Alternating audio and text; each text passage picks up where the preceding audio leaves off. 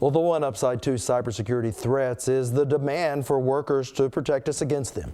That's why the Department of Defense, the Department of Homeland Security, and the Northrop Grumman Foundation began a program called CyberPatriots, an effort to help those in the industry to meet and mentor the next generation of our country's cyber defense.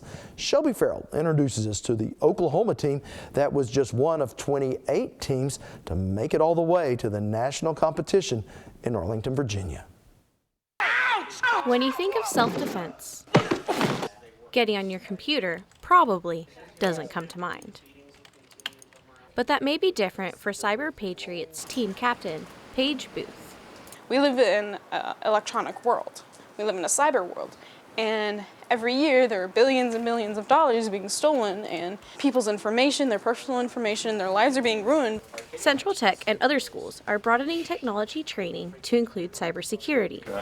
Not only is education an option for this field, but competitions like CyberPatriots are also gathering professionals and students in one place. They brought in all kinds of industry partners, large companies like Northrop Grumman, Cisco, Microsoft, things like that. And it's important enough to them that they're not just getting behind it and financially backing it, but they're also coming there and recruiting on location. Nick Gaunt coaches Central Tech's Cyber Patriot team, the only Oklahoma squad to make it to this year's Nationals. The IT field is a very booming field.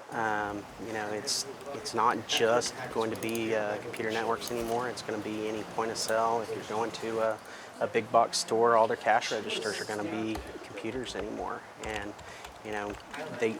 we've realized now that we've got to start securing them. The demand for these students increases with rapidly growing numbers of cyber attacks.